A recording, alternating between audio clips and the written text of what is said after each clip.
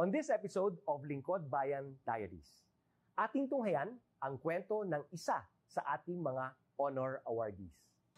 To be a CSC Pag-asa Group Awardee is such an honor. Hindi namin siya inasahan, so we just wanted to put names on the innovations na naibigay namin sa Davao de Oro. Ako po si Joycel R.O.D., Provincial ICT Officer ng Provincial Government of Davao de Oro, Team Leader ng eGov Technical Team. I'm George Danhil M. Duran, Computer Programmer 3. Ako po si Mr. Wilfredo M. Galagala, Information Technology Officer 2. Ako po si Antonio Isimini, Information Technology Officer 2. Ako po si Antonio Salarda Jr., Computer Maintenance Technologist 2. Kay eGov Technical Team are employees of the Provincial ICT Office of the Provincial Government of Davao de Oro. So kami yung gumagawa ng mga systems and innovations and nagsusupport din sa mga na-implement na mga systems sa iba't ibang departamento ng probinsya. Marami kaming projects, actually our systems number up to 40. Especially during the pandemic, so doon talaga nakita on how useful ICT was. During that time, challenge talaga yung team to produce projects to sustain yung online na operations. So on our part, we tried exploring open source technology. Tapos marami kaming ina-explore na networks. So first yung system is yung CallDedoc. It's a teleconsulting system na na-implement during the COVID. When the OPD services, yung outpatient department services were stopped, nag-resort to teleconsulting. Another project mentioned is yung COVID testing information system. So just like any typical molecular laboratory na systems, ito ay data bank ng mga specimens na tinitest, tapos nagbibigay yung system ng result ng mga test. During pandemic, nagamit talaga siya kasi kailangan validated yung result, so QR coded yung aming test result. Isang very challenging project namin is yung household profiling and needs assessment. So kailangan merong list ng mga possible recipients ng bigas, and then wala kaming updated list nun. So kailangan in 1 month's time makaproduce kami ng system kasi magro-roll out ng survey sa buong probinsya. Nag-try akong mag-tap sa isang UN organization, yung UNDP. Tapos, nag-request ako kung pwede ba kaming turuan on how to do survey using Kobo Collect. And we were blessed, kahit wala kaming formal agreement, no monetary considerations, tinuruan nila kami. And in 1 month's time, na-produce namin yung app. And then after that, dire-diretso na po. Hindi rin namin ma-imagine na in 6 months' time, nakandak yung survey using employees only of the provincial government. So, nakamobilize kami ng mga 200 plus enumerators. Talagang nilibot yung entire province, 236 barangays, bahay-bahay yan. Tapos, nakuha namin yung data with maps. Na mapping namin yung mga households. So, and very appreciated po yung output ng systems. Kami nasa LGU, na-feel namin yung need na dapat ma-institutionalize yung ICT departments. Nasa digital age na tayo, so hindi pwedeng hindi tayo mag-upgrade or mag-adapt ng ICT. So basically, yung ICT, nagagamit siya para ma-optimize yung ating mga processes. Aside from that, yung interconnectivity, interoperability ng different offices, napapadali yun through ICT. So, talagang dapat i-leverage yung ICT ng any organization, not just the government. Kung mapansin nyo, lahat ng developed countries is naka-leverage talaga sila sa ICT. Maraming magaling sa Philippines, medyo may problema lang tayo dun sa interconnectivity and interoperability kasi parang nangyari, parang kanya-kanya yung mga LGUs, kanya-kanyang innovations. And if you can see from the national, paiba-iba yung mga systems hanggang dun sa baba. So, yun din isa sa panawagan namin, sana magkaroon ng uniform na standards and protocols in developing systems para hindi masayang yung mga efforts ng mga nasa baba.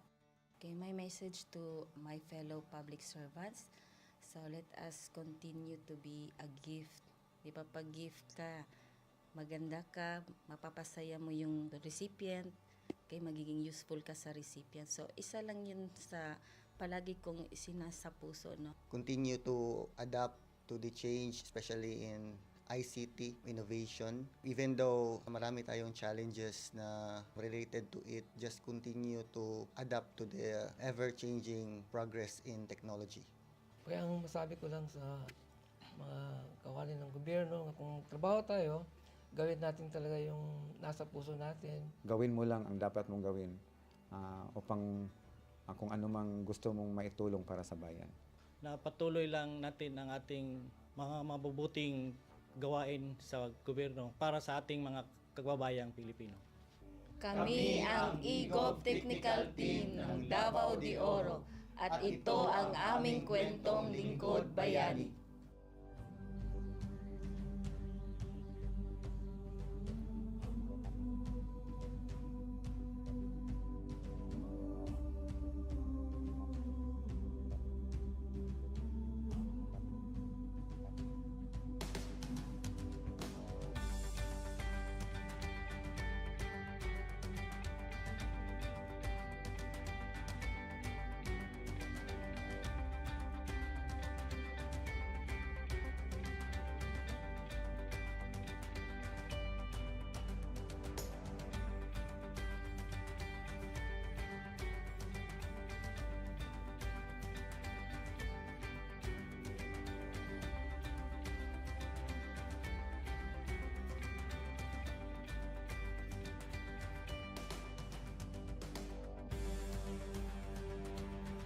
Inyong natunghayan ang kwento ng ating lingkod bayani.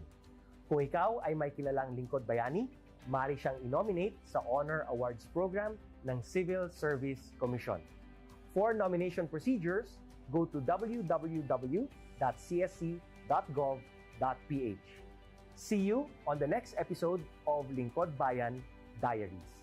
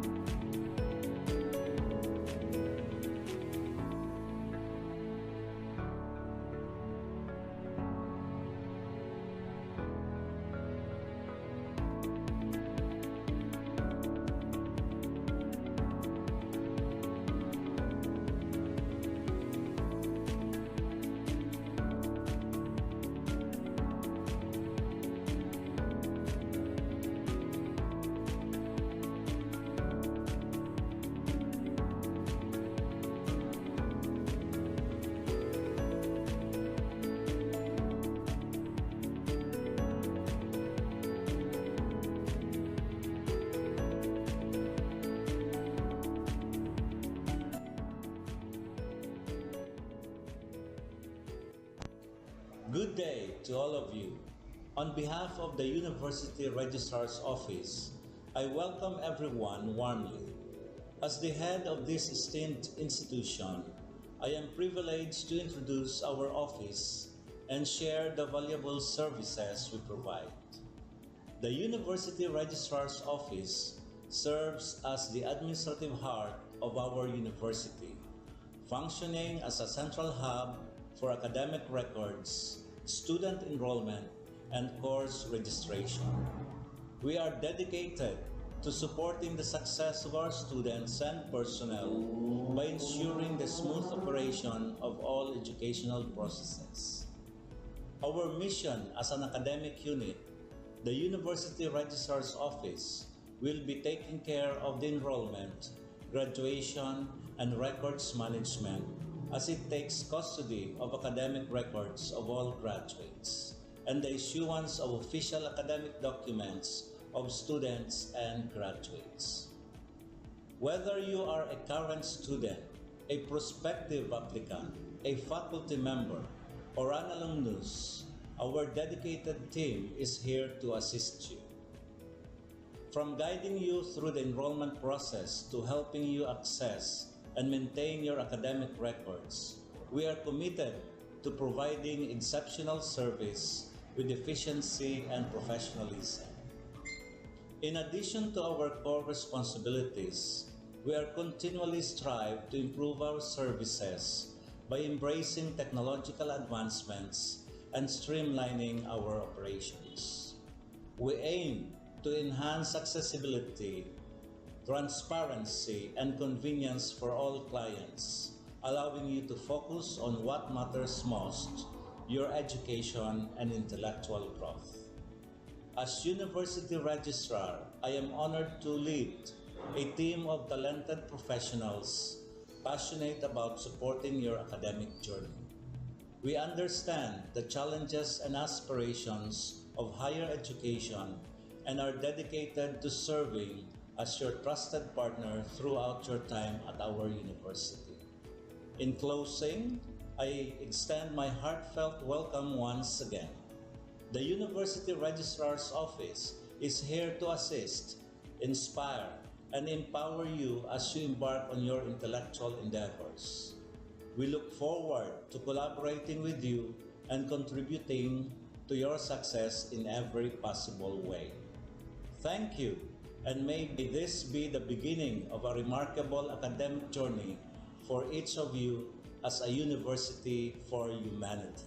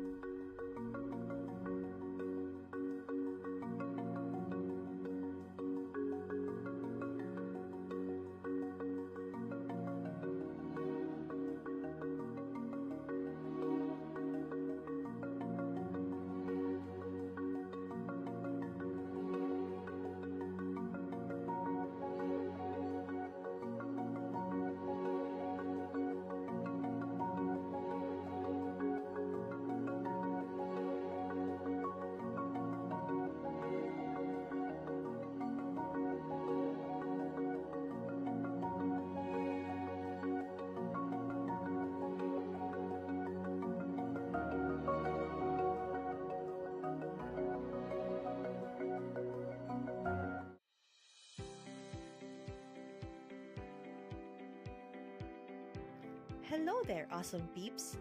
Guess what's up? Panahon na para iparinig ang iyong boses at bumoto. Pero para maging bahagi ng pagbabago, kailangan mo muna maging rehistrado. Huwag palampasin ang pagkakataon na magbigay ng iyong kontribusyon sa kinabukasan ng ating bansa. Ang Continuing Voters Registration ay bukas na simula February 12, 2024. Kung ikaw ay unang beses na boboto o kailangan mag-update ng impormasyon, ngayon na ang panahon para kumilos. Simple lang ang mga kailangang gawin. Una, pumunta sa iyong local registration centers o mga scheduled satellite registration sa inyong lugar at magdala lamang ng valid IDs o iba pang dokumento ng pagkakakilanlan. Tandaan, hindi tinatanggap ang mga sumusunod na ID: Employer or Employee ID, Community Tax Certificate o Cedula, Police Clearance. But wait, there's more! Sa darating February 19 to 20, 2024, gaganapin sa unang pagkakataon ang Bio Cugos Comelec Special Satellite and Register Anywhere Project sa Buseng Gymnasium. Ano ba ito? Ito ang sagot sa ating mga dasal para sa mas malapit at mas madaling pagpaparehistro. Sa pamamagitan ng Register Anywhere Project sites, pwede ka nang magparehistro o mag-update ng impormasyon kahit saang sulok ka man ng Pilipinas. Kaya't ano pang hinihintay mo? Maging bahagi ng pagbabago na gusto mong makita. Huwag palampasin ang pagkakataong ito. Magparehistro na para sa kinabukasan ng ating bansa. O paano ba yan? Kita-kits na lang. Paalam!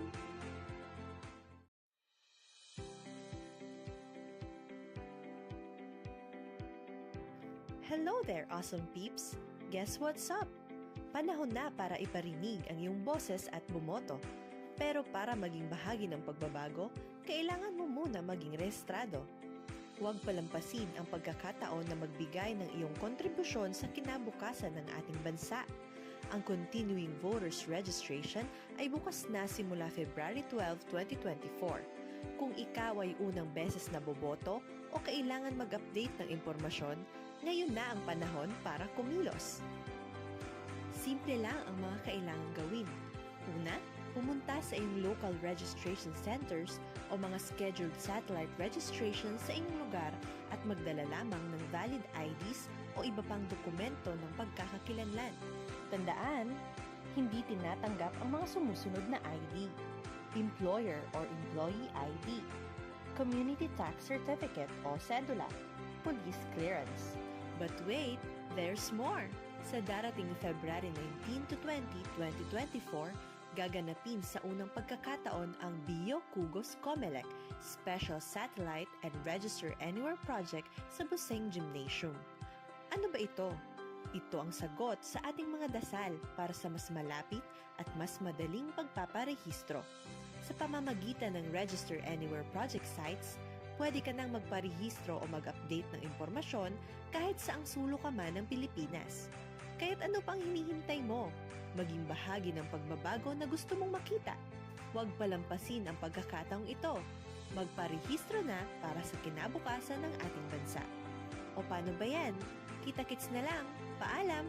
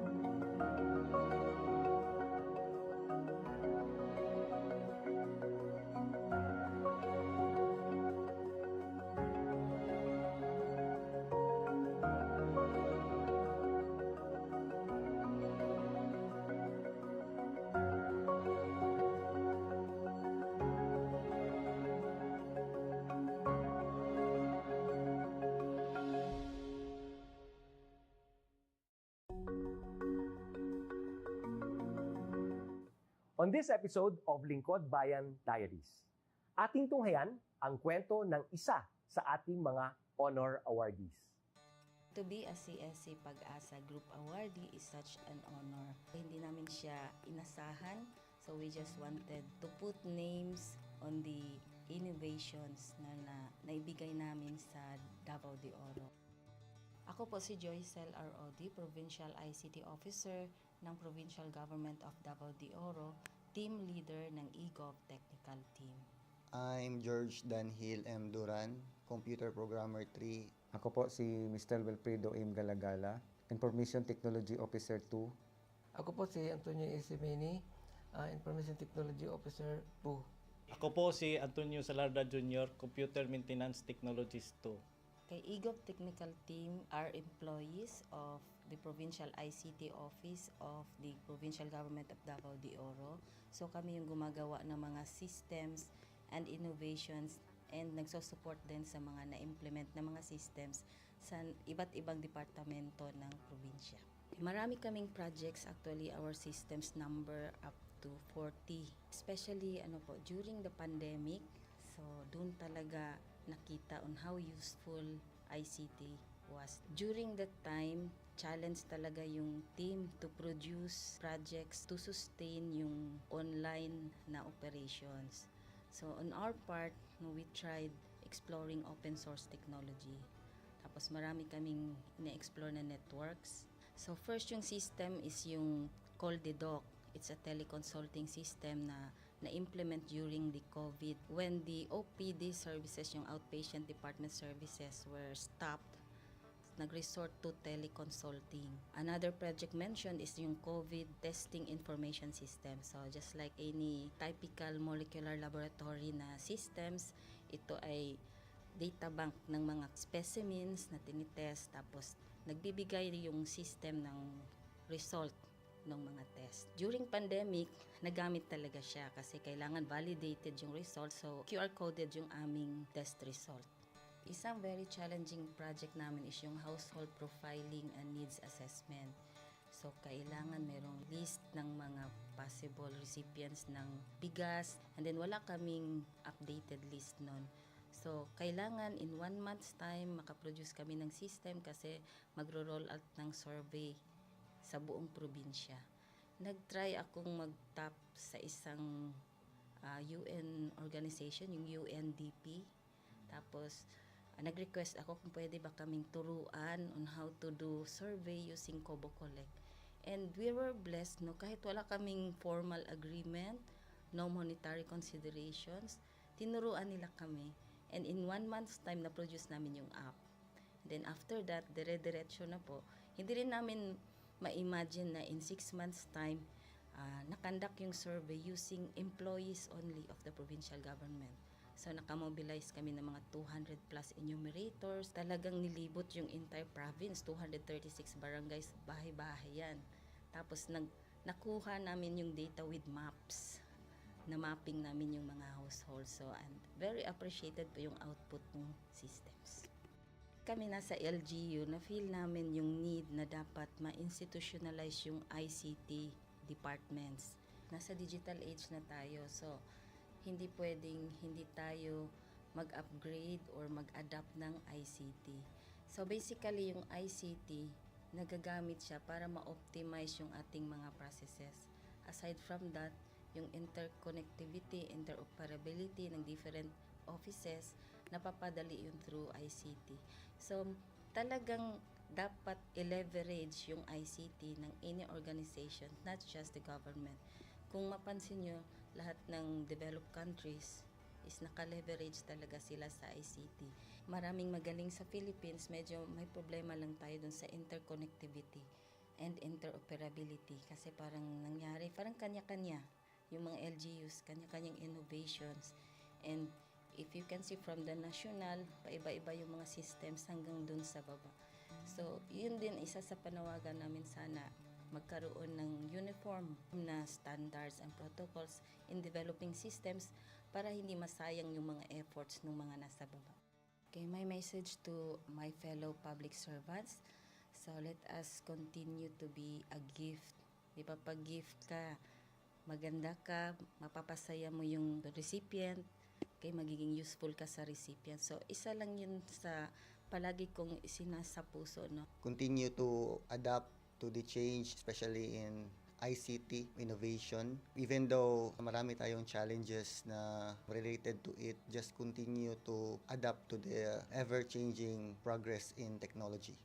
Kaya ang masabi ko lang sa mga kawani ng gobyerno, kung trabaho tayo, gawin natin talaga yung nasa puso natin. Gawin mo lang ang dapat mong gawin upang kung ano mang gusto mong maitulong para sa bayan. Na patuloy lang natin ang ating mga mabubuting gawain sa gobyerno para sa ating mga kababayang Pilipino. Kami ang EGOV Technical Team ng Davao de Oro at ito ang aming kwentong Lingkod Bayani.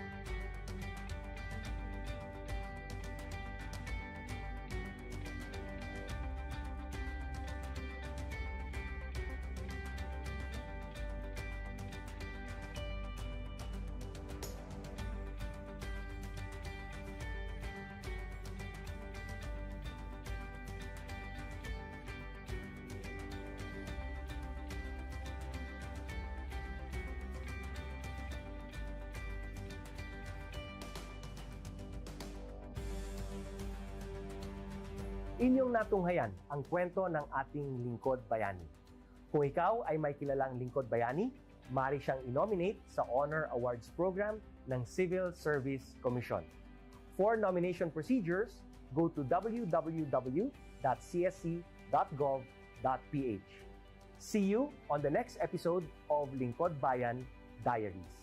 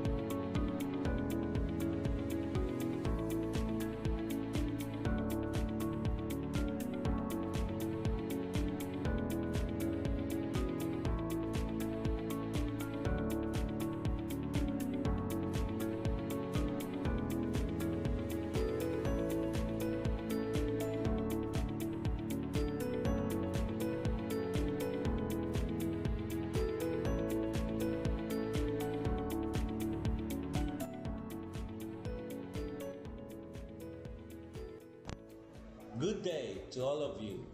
On behalf of the University Registrar's Office, I welcome everyone warmly. As the head of this esteemed institution, I am privileged to introduce our office and share the valuable services we provide. The University Registrar's Office serves as the administrative heart of our university, functioning as a central hub for academic records, student enrollment, and course registration. We are dedicated to supporting the success of our students and personnel by ensuring the smooth operation of all educational processes. Our mission as an academic unit, the University Registrar's Office, will be taking care of the enrollment, graduation, and records management as it takes custody of academic records of all graduates and the issuance of official academic documents of students and graduates. Whether you are a current student, a prospective applicant, a faculty member, or an alumnus, our dedicated team is here to assist you.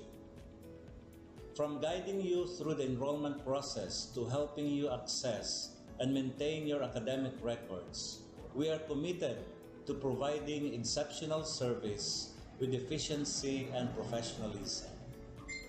In addition to our core responsibilities, we are continually strive to improve our services by embracing technological advancements and streamlining our operations. We aim to enhance accessibility, transparency, and convenience for all clients, allowing you to focus on what matters most, your education and intellectual growth. As University Registrar, I am honored to lead a team of talented professionals passionate about supporting your academic journey. We understand the challenges and aspirations of higher education and are dedicated to serving as your trusted partner throughout your time at our university. In closing, I extend my heartfelt welcome once again. The University Registrar's Office is here to assist, inspire, and empower you as you embark on your intellectual endeavors. We look forward to collaborating with you and contributing to your success in every possible way. Thank you, and may this be the beginning of a remarkable academic journey for each of you as a university for humanity.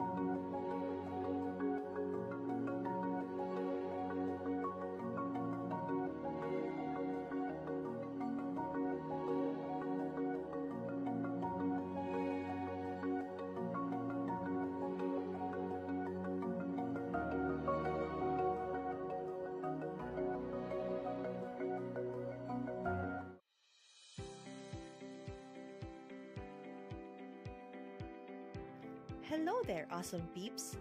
Guess what's up? Panahon na para iparinig ang iyong boses at bumoto. Pero para maging bahagi ng pagbabago, kailangan mo muna maging rehistrado. Huwag palampasin ang pagkakataon na magbigay ng iyong kontribusyon sa kinabukasan ng ating bansa. Ang continuing voters registration ay bukas na simula February 12, 2024. Kung ikaw ay unang beses na boboto o kailangan mag-update ng impormasyon, ngayon na ang panahon para kumilos. Simple lang ang mga kailangang gawin. Una, pumunta sa iyong local registration centers o mga scheduled satellite registration sa inyong lugar at magdala lamang ng valid IDs o iba pang dokumento ng pagkakakilanlan. Tandaan, hindi tinatanggap ang mga sumusunod na ID: Employer or Employee ID, Community Tax Certificate o Cedula, Police Clearance. But wait, there's more! Sa darating February 19 to 20, 2024, gaganapin sa unang pagkakataon ang Bio Kugos Comelec Special Satellite and Register Anywhere Project sa Buseng Gymnasium. Ano ba ito? Ito ang sagot sa ating mga dasal para sa mas malapit at mas madaling pagpaparehistro. Sa pamamagitan ng Register Anywhere Project sites, pwede ka nang magparehistro o mag-update ng impormasyon kahit saang sulok ka man ng Pilipinas. Kaya't ano pang hinihintay mo? Maging bahagi ng pagbabago na gusto mong makita. Huwag palampasin ang pagkakataong ito. Magparehistro na para sa kinabukasan ng ating bansa. O paano ba yan? Kita-kits na lang. Paalam!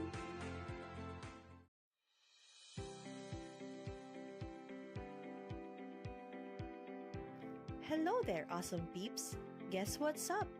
Panahon na para iparinig ang iyong boses at bumoto. Pero para maging bahagi ng pagbabago, kailangan mo muna maging rehistrado. Huwag palampasin ang pagkakataon na magbigay ng iyong kontribusyon sa kinabukasan ng ating bansa. Ang continuing voters registration ay bukas na simula February 12, 2024. Kung ikaw ay unang beses na boboto o kailangan mag-update ng impormasyon, ngayon na ang panahon para kumilos. Simple lang ang mga kailangang gawin. Una, pumunta sa iyong local registration centers o mga scheduled satellite registration sa inyong lugar at magdala lamang ng valid IDs o iba pang dokumento ng pagkakakilanlan. Tandaan, hindi tinatanggap ang mga sumusunod na ID: Employer or Employee ID, Community Tax Certificate o Cedula, Police Clearance. But wait, there's more! Sa darating February 19 to 20, 2024, gaganapin sa unang pagkakataon ang Bio Kugos Comelec Special Satellite and Register Anywhere Project sa Buseng Gymnasium. Ano ba ito? Ito ang sagot sa ating mga dasal para sa mas malapit at mas madaling pagpaparehistro. Sa pamamagitan ng Register Anywhere Project sites, pwede ka nang magparehistro o mag-update ng impormasyon kahit saang sulok ka man ng Pilipinas. Kaya't ano pang hinihintay mo? Maging bahagi ng pagbabago na gusto mong makita. Huwag palampasin ang pagkakataong ito. Magparehistro na para sa kinabukasan ng ating bansa. O paano ba yan? Kita-kits na lang. Paalam!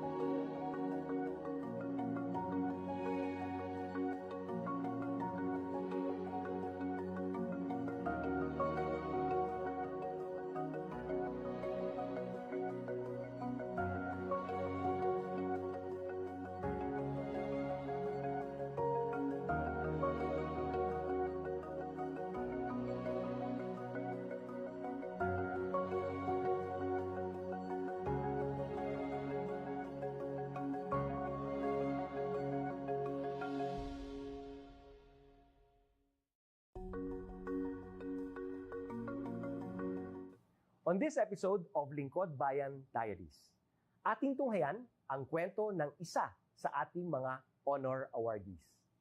To be a CSC Pag-asa Group Awardee is such an honor. Hindi namin siya inasahan, so we just wanted to put names on the innovations na naibigay namin sa Davao de Oro. Ako po si Joycel R. Odi, Provincial ICT Officer ng Provincial Government of Davao de Oro, Team Leader ng eGov Technical Team. I'm George Danhil M. Duran, Computer Programmer 3. Ako po si Mr. Wilfredo M. Galagala, Information Technology Officer 2. Ako po si Antonio Isimeni, Information Technology Officer 2. Ako po si Antonio Salarda Jr., Computer Maintenance Technologist 2. Kay eGov Technical Team are employees of the Provincial ICT Office of the Provincial Government of Davao de Oro. So kami yung gumagawa ng mga systems and innovations and nagsusupport din sa mga na-implement na mga systems sa iba't ibang departamento ng probinsya. Marami kaming projects, actually our systems number up to 40. Especially during the pandemic, so doon talaga nakita on how useful ICT was. During that time, challenge talaga yung team to produce projects to sustain yung online na operations. So on our part, we tried exploring open source technology. Tapos marami kaming ina-explore na networks. So first yung system is yung CallDedoc. It's a teleconsulting system na na-implement during the COVID when the OPD services, yung outpatient department services were stopped.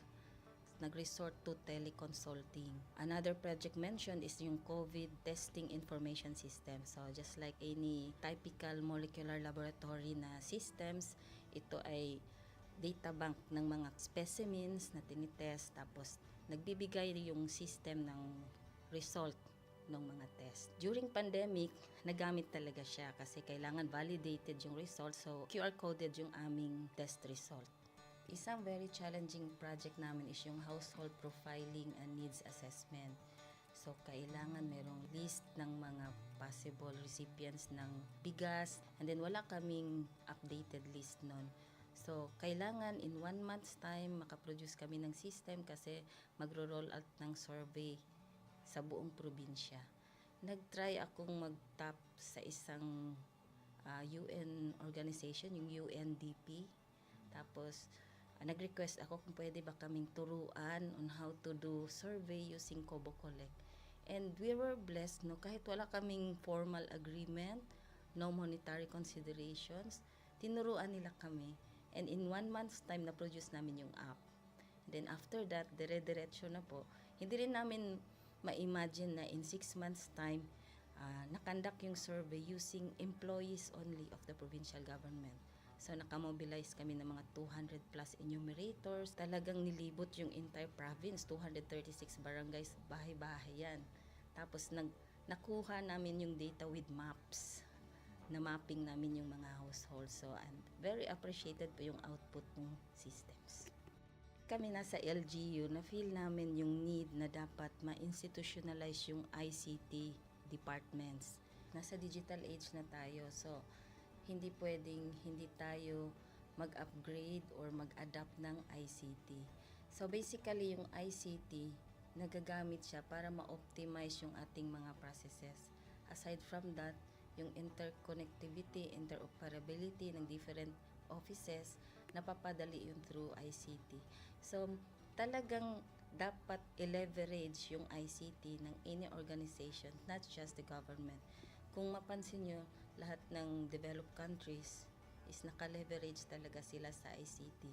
Maraming magaling sa Philippines, medyo may problema lang tayo dun sa interconnectivity and interoperability kasi parang nangyari, parang kanya-kanya yung mga LGUs, kanya-kanyang innovations.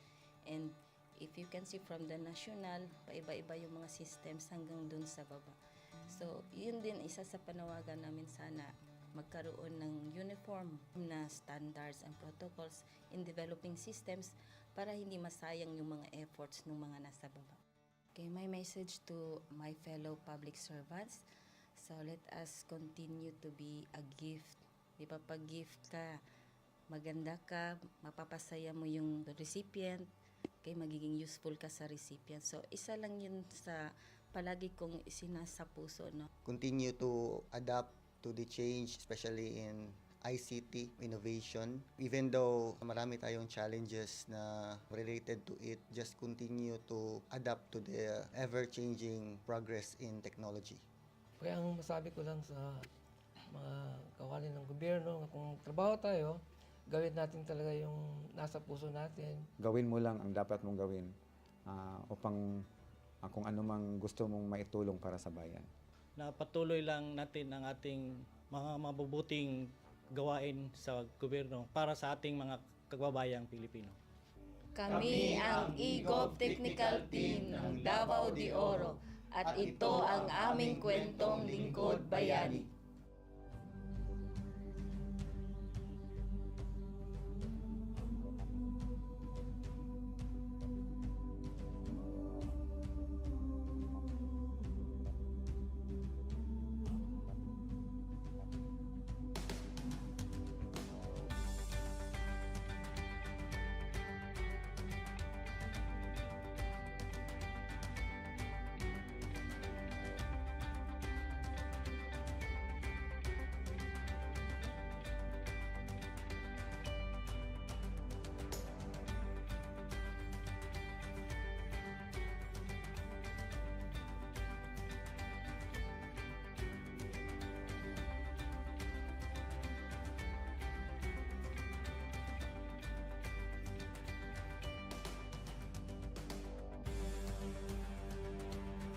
Inyong natunghayan ang kwento ng ating lingkod bayani. Kung ikaw ay may kilalang lingkod bayani, maaari siyang i-nominate sa Honor Awards Program ng Civil Service Commission. For nomination procedures, go to www.csc.gov.ph. See you on the next episode of Lingkod Bayan Diaries.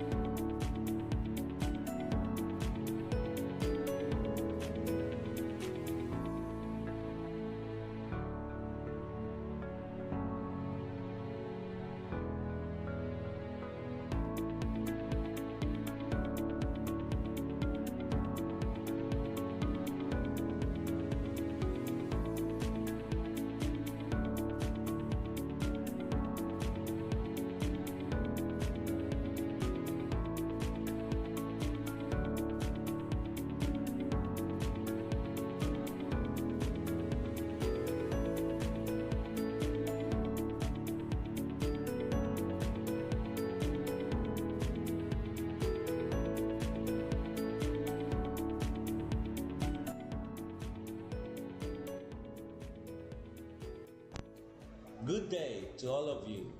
On behalf of the University Registrar's Office, I welcome everyone warmly. As the head of this esteemed institution, I am privileged to introduce our office and share the valuable services we provide. The University Registrar's Office serves as the administrative heart of our university, functioning as a central hub for academic records, student enrollment, and course registration. We are dedicated to supporting the success of our students and personnel by ensuring the smooth operation of all educational processes. Our mission as an academic unit, the University Registrar's Office, will be taking care of the enrollment, graduation, and records management as it takes custody of academic records of all graduates and the issuance of official academic documents of students and graduates. Whether you are a current student, a prospective applicant, a faculty member, or an alumnus, our dedicated team is here to assist you. From guiding you through the enrollment process to helping you access and maintain your academic records, we are committed to providing exceptional service with efficiency and professionalism. In addition to our core responsibilities, we are continually strive to improve our services by embracing technological advancements and streamlining our operations. We aim to enhance accessibility, transparency, and convenience for all clients, allowing you to focus on what matters most, your education and intellectual growth. As University Registrar, I am honored to lead a team of talented professionals passionate about supporting your academic journey. We understand the challenges and aspirations of higher education and are dedicated to serving as your trusted partner throughout your time at our university. In closing, I extend my heartfelt welcome once again. The University Registrar's Office is here to assist, inspire, and empower you as you embark on your intellectual endeavors. We look forward to collaborating with you and contributing to your success in every possible way. Thank you, and may this be the beginning of a remarkable academic journey for each of you as a university for humanity.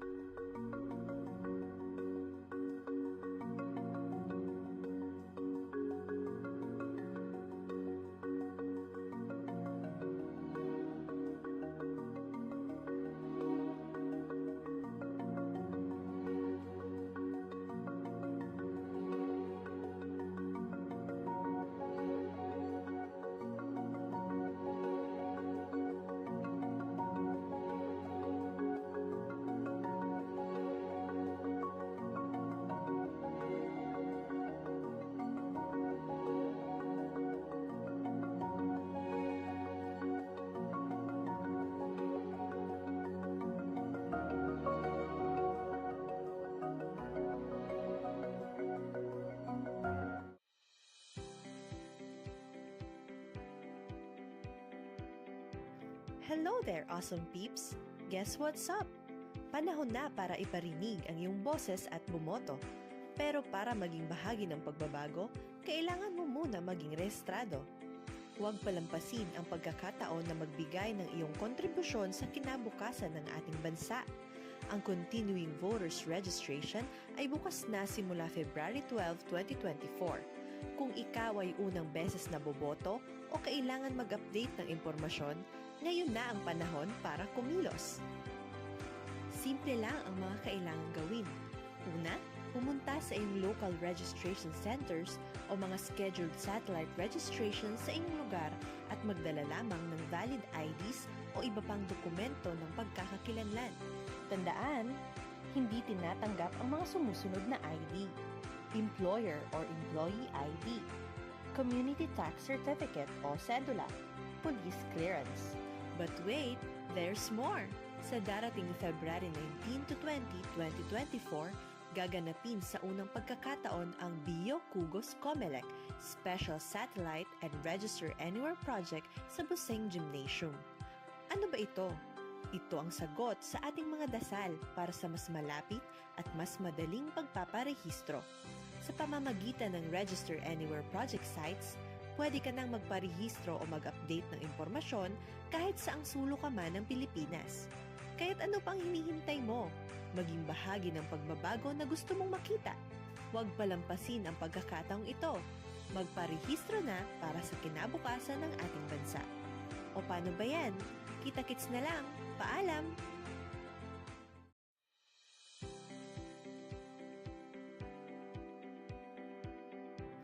Hello there, awesome peeps! Guess what's up?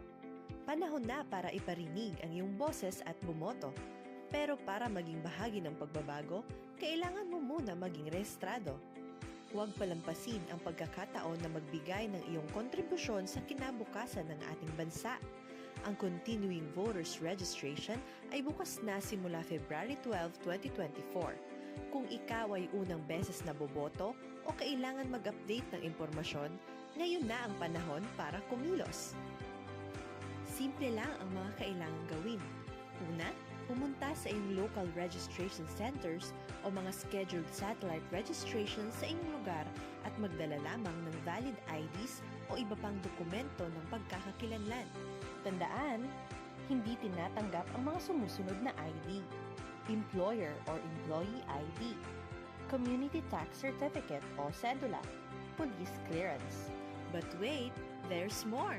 Sa darating February 19 to 20, 2024, gaganapin sa unang pagkakataon ang Bio Kugos Comelec Special Satellite and Register Anywhere Project sa Buseng Gymnasium.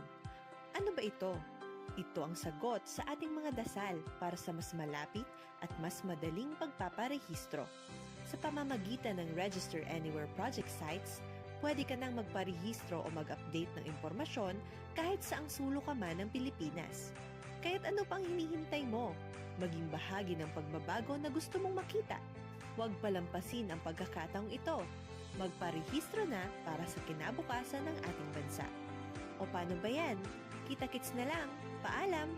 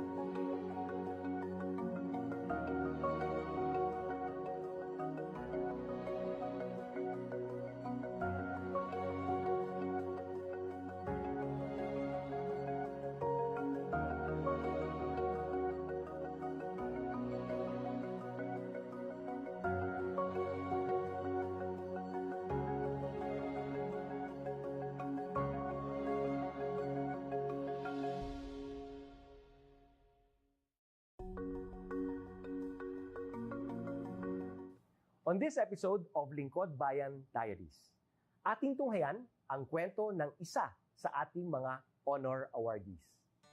To be a CSC Pag-asa Group Awardee is such an honor. Hindi namin siya inasahan, so we just wanted to put names on the innovations na naibigay namin sa Davao de Oro. Ako po si Joycel R. Odi, Provincial ICT Officer ng Provincial Government of Davao de Oro, Team Leader ng eGov Technical Team.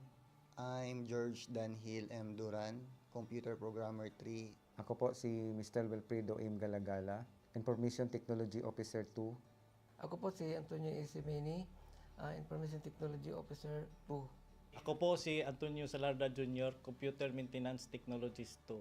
Kay eGov Technical Team are employees of the Provincial ICT Office of the Provincial Government of Davao de Oro. So kami yung gumagawa ng mga systems and innovations and nagsusupport din sa mga na-implement na mga systems sa iba't ibang departamento ng probinsya. Marami kaming projects, actually our systems number up to 40. Especially during the pandemic, so doon talaga nakita on how useful ICT was. During that time, challenge talaga yung team to produce projects to sustain yung online na operations.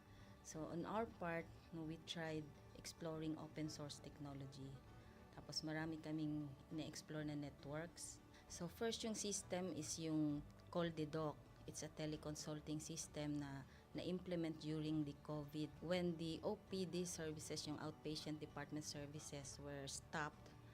Nag-resort to teleconsulting. Another project mentioned is yung COVID testing information system. So just like any typical molecular laboratory na systems, ito ay data bank ng mga specimens na tinitest, tapos nagbibigay yung system ng result ng mga test. During pandemic, nagamit talaga siya kasi kailangan validated yung result, so QR coded yung aming test result. Isang very challenging project namin is yung household profiling and needs assessment. So, kailangan merong list ng mga possible recipients ng bigas, and then wala kaming updated list nun. So, kailangan in 1 month's time makaproduce kami ng system kasi magro-roll out ng survey sa buong probinsya. Nag-try akong mag-tap sa isang UN organization, yung UNDP. Tapos, nag-request ako kung pwede ba kaming turuan on how to do survey using Kobo Collect. And we were blessed, kahit wala kaming formal agreement, no monetary considerations, tinuruan nila kami. And in 1 month's time, na-produce namin yung app. And then after that, dire-diretso na po. Hindi rin namin ma-imagine na in 6 months' time, nakandak yung survey using employees only of the provincial government. So, nakamobilize kami ng mga 200 plus enumerators. Talagang nilibot yung entire province, 236 barangays, bahay-bahay yan. Tapos, nakuha namin yung data with maps. Na-mapping namin yung mga households. So, and very appreciated po yung output ng systems. Kami nasa LGU, na-feel namin yung need na dapat ma-institutionalize yung ICT departments. Nasa digital age na tayo, so hindi pwedeng hindi tayo mag-upgrade or mag-adapt ng ICT. So basically yung ICT, nagagamit siya para ma-optimize yung ating mga processes. Aside from that, yung interconnectivity, interoperability ng different offices, napapadali yun through ICT. So talagang dapat i-leverage yung ICT ng any organization, not just the government. Kung mapansin nyo, lahat ng developed countries is naka-leverage talaga sila sa ICT. Maraming magaling sa Philippines, medyo may problema lang tayo dun sa interconnectivity and interoperability kasi parang nangyari, parang kanya-kanya yung mga LGUs, kanya-kanyang innovations. And if you can see from the national, paiba-iba yung mga systems hanggang dun sa baba. So, yun din isa sa panawagan namin, sana magkaroon ng uniform na standards and protocols in developing systems para hindi masayang yung mga efforts ng mga nasa baba. Okay, my message to my fellow public servants, so let us continue to be a gift.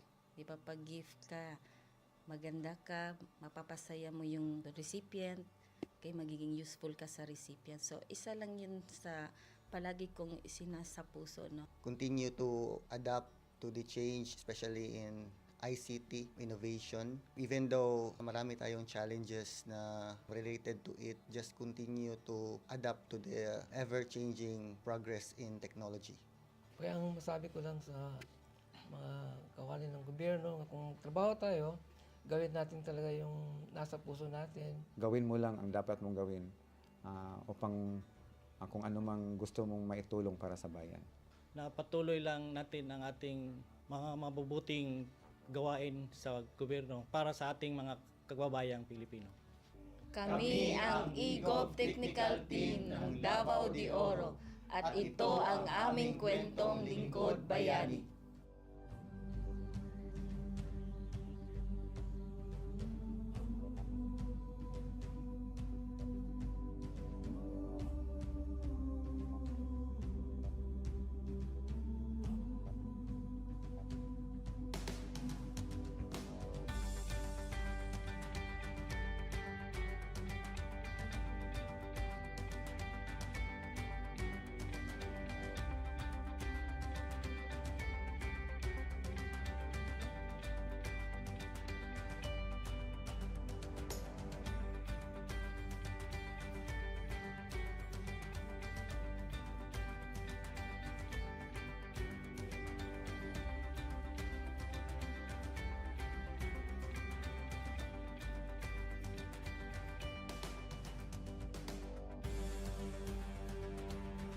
Inyong natunghayan ang kwento ng ating lingkod bayani. Kung ikaw ay may kilalang lingkod bayani, maaari siyang i-nominate sa Honor Awards Program ng Civil Service Commission. For nomination procedures, go to www.csc.gov.ph. See you on the next episode of Lingkod Bayan Diaries.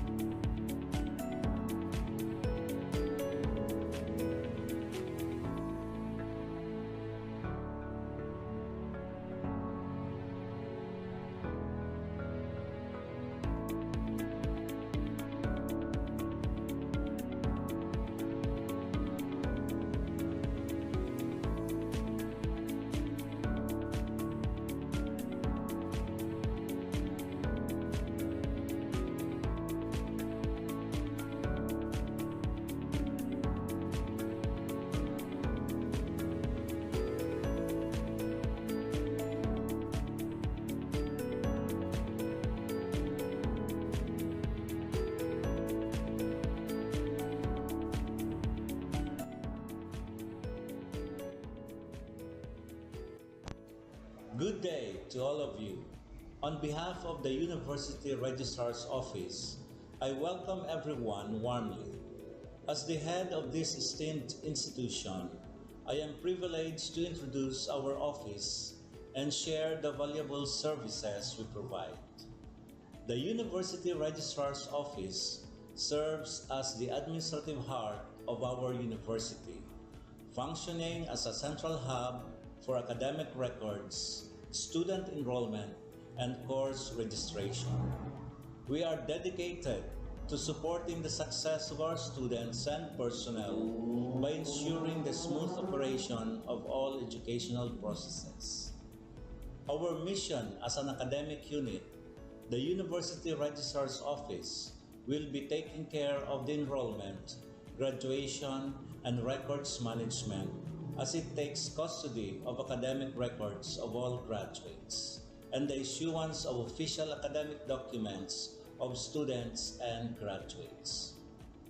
Whether you are a current student, a prospective applicant, a faculty member, or an alumnus, our dedicated team is here to assist you. From guiding you through the enrollment process to helping you access and maintain your academic records, we are committed to providing exceptional service with efficiency and professionalism. In addition to our core responsibilities, we are continually strive to improve our services by embracing technological advancements and streamlining our operations. We aim to enhance accessibility, transparency, and convenience for all clients, allowing you to focus on what matters most, your education and intellectual growth. As University Registrar, I am honored to lead a team of talented professionals passionate about supporting your academic journey. We understand the challenges and aspirations of higher education and are dedicated to serving as your trusted partner throughout your time at our university. In closing, I extend my heartfelt welcome once again. The University Registrar's Office is here to assist, inspire, and empower you as you embark on your intellectual endeavors. We look forward to collaborating with you and contributing to your success in every possible way. Thank you, and may this be the beginning of a remarkable academic journey for each of you as a university for humanity.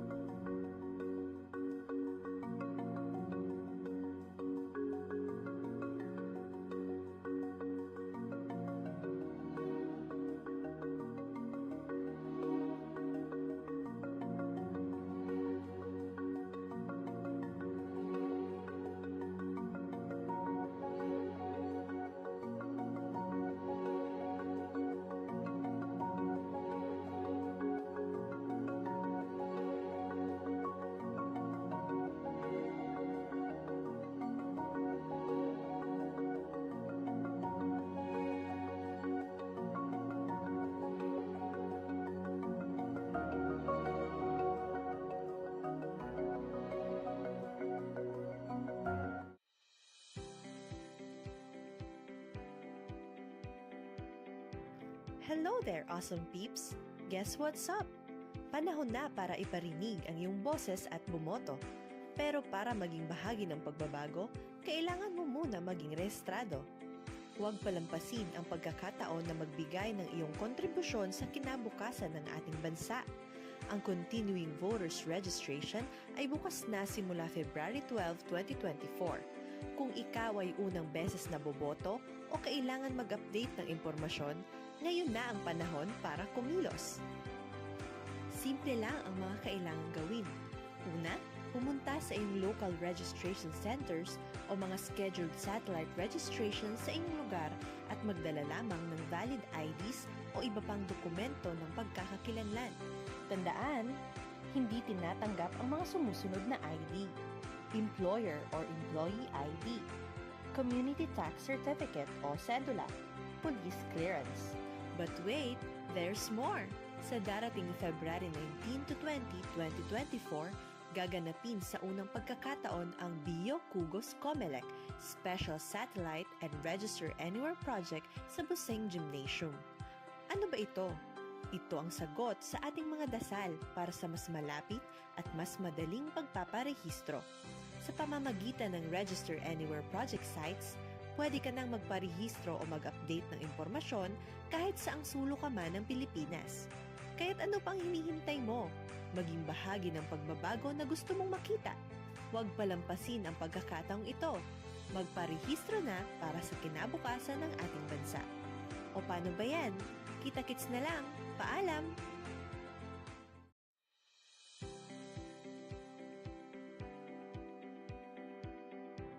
Hello there, awesome peeps!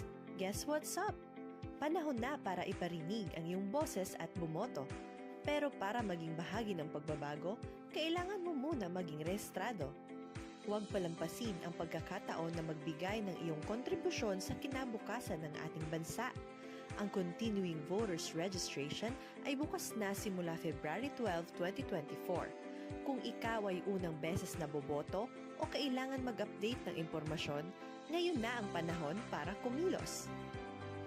Simple lang ang mga kailangang gawin. Una, pumunta sa iyong local registration centers o mga scheduled satellite registration sa inyong lugar at magdala lamang ng valid IDs o iba pang dokumento ng pagkakakilanlan. Tandaan, hindi tinatanggap ang mga sumusunod na ID: Employer or Employee ID, Community Tax Certificate o Cedula, Police Clearance. But wait, there's more! Sa darating February 19 to 20, 2024, gaganapin sa unang pagkakataon ang Bio Kugos Comelec Special Satellite and Register Anywhere Project sa Buseng Gymnasium. Ano ba ito?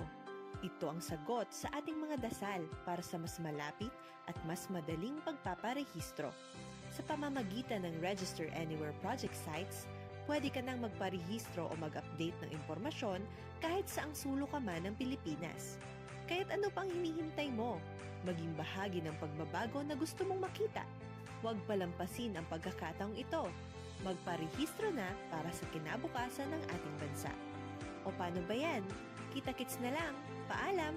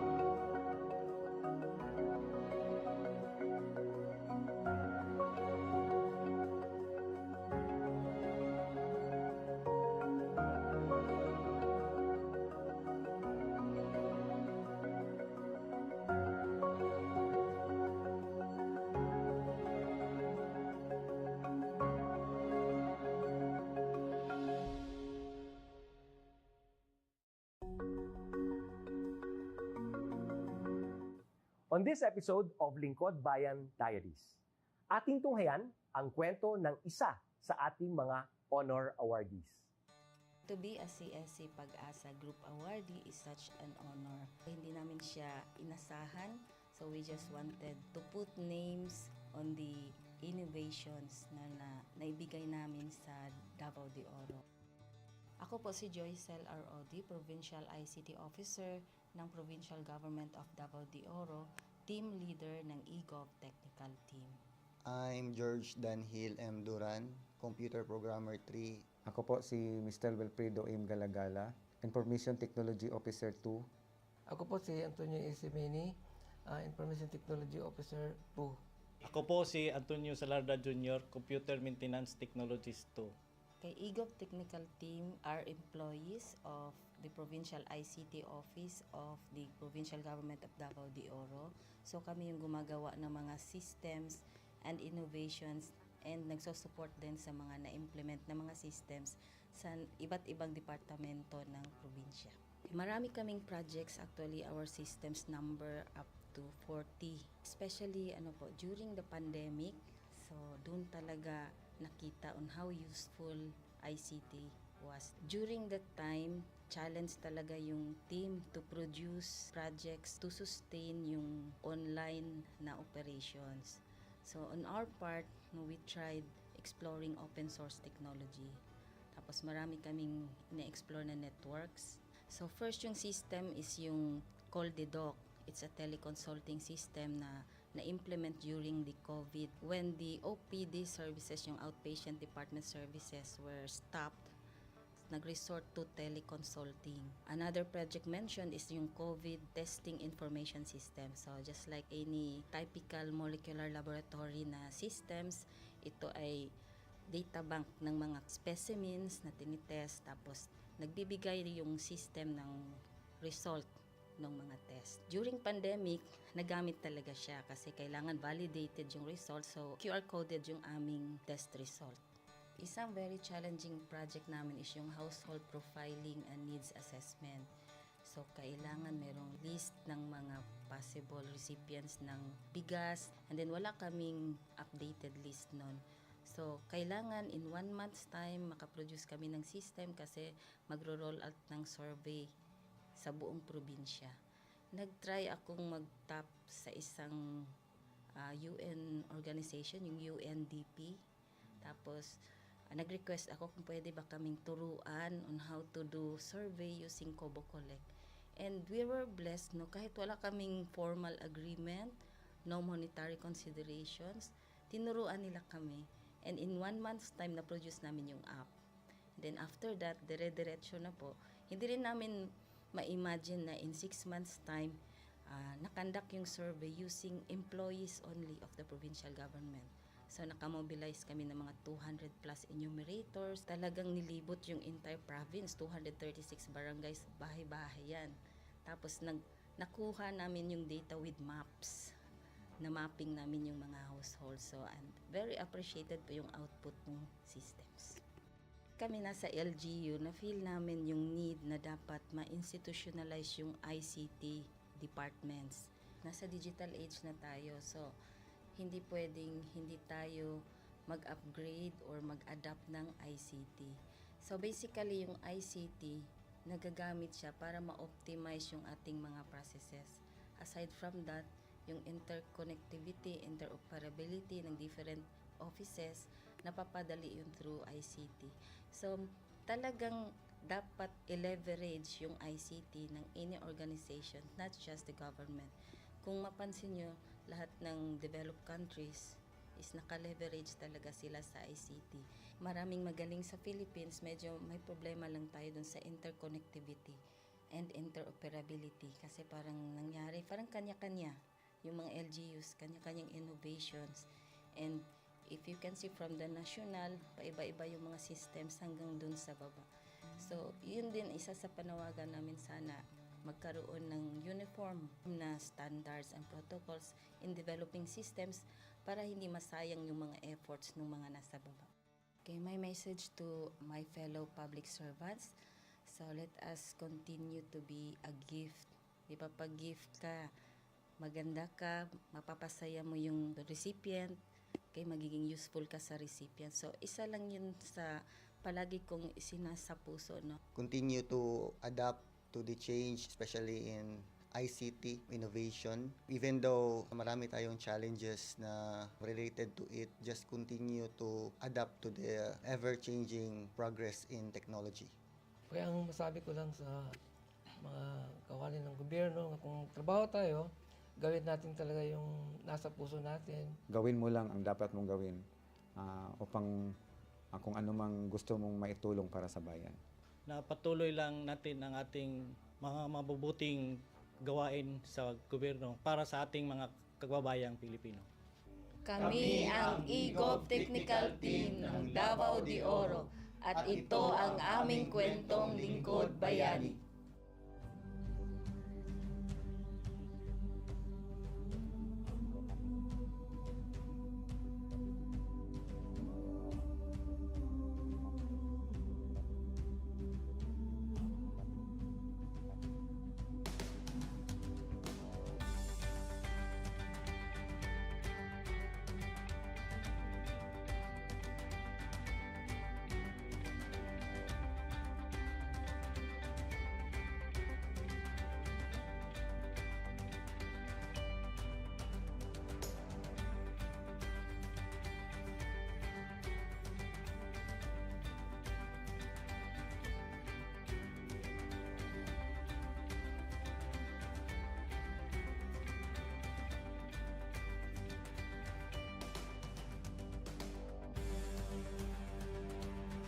Inyong natunghayan ang kwento ng ating lingkod bayani.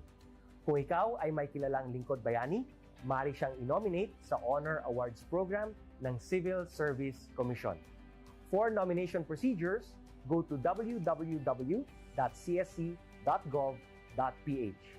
See you on the next episode of Lingkod Bayan Diaries.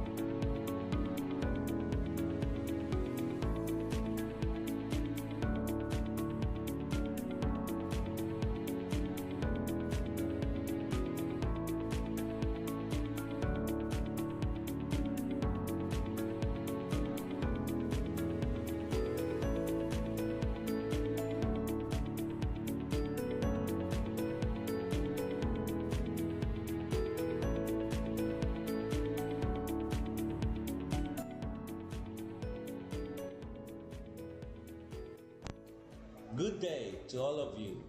On behalf of the University Registrar's Office, I welcome everyone warmly. As the head of this esteemed institution, I am privileged to introduce our office and share the valuable services we provide. The University Registrar's Office serves as the administrative heart of our university, functioning as a central hub for academic records, student enrollment, and course registration. We are dedicated to supporting the success of our students and personnel by ensuring the smooth operation of all educational processes. Our mission as an academic unit, the University Registrar's Office, will be taking care of the enrollment, graduation, and records management as it takes custody of academic records of all graduates and the issuance of official academic documents of students and graduates. Whether you are a current student, a prospective applicant, a faculty member, or an alumnus, our dedicated team is here to assist you. From guiding you through the enrollment process to helping you access and maintain your academic records, we are committed to providing exceptional service with efficiency and professionalism. In addition to our core responsibilities, we are continually strive to improve our services by embracing technological advancements and streamlining our operations. We aim to enhance accessibility, transparency, and convenience for all clients, allowing you to focus on what matters most, your education and intellectual growth. As University Registrar, I am honored to lead a team of talented professionals passionate about supporting your academic journey. We understand the challenges and aspirations of higher education and are dedicated to serving as your trusted partner throughout your time at our university. In closing, I extend my heartfelt welcome once again. The University Registrar's Office is here to assist, inspire, and empower you as you embark on your intellectual endeavors. We look forward to collaborating with you and contributing to your success in every possible way. Thank you, and may this be the beginning of a remarkable academic journey for each of you as a university for humanity.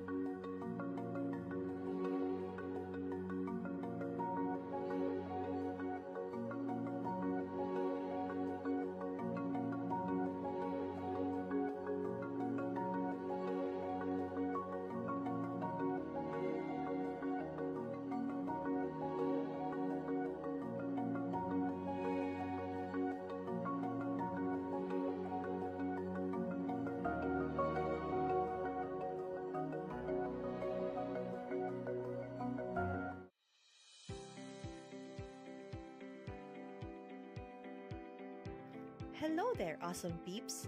Guess what's up? Panahon na para iparinig ang iyong boses at bumoto. Pero para maging bahagi ng pagbabago, kailangan mo muna maging rehistrado.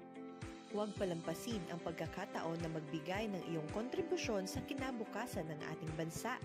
Ang Continuing Voters Registration ay bukas na simula February 12, 2024. Kung ikaw ay unang beses na boboto o kailangan mag-update ng impormasyon, ngayon na ang panahon para kumilos. Simple lang ang mga kailangang gawin. Una, pumunta sa iyong local registration centers o mga scheduled satellite registration sa inyong lugar at magdala lamang ng valid IDs o iba pang dokumento ng pagkakakilanlan. Tandaan, hindi tinatanggap ang mga sumusunod na ID: Employer or Employee ID, Community Tax Certificate o Cedula, Police Clearance. But wait, there's more! Sa darating February 19 to 20, 2024, gaganapin sa unang pagkakataon ang Bio Kugos Comelec Special Satellite and Register Anywhere Project sa Buseng Gymnasium. Ano ba ito? Ito ang sagot sa ating mga dasal para sa mas malapit at mas madaling pagpaparehistro. Sa pamamagitan ng Register Anywhere Project sites, pwede ka nang magparehistro o mag-update ng impormasyon kahit saang sulok ka man ng Pilipinas. Kaya't ano pang hinihintay mo? Maging bahagi ng pagbabago na gusto mong makita. Huwag palampasin ang pagkakataong ito. Magparehistro na para sa kinabukasan ng ating bansa. O paano ba yan? Kita-kits na lang. Paalam!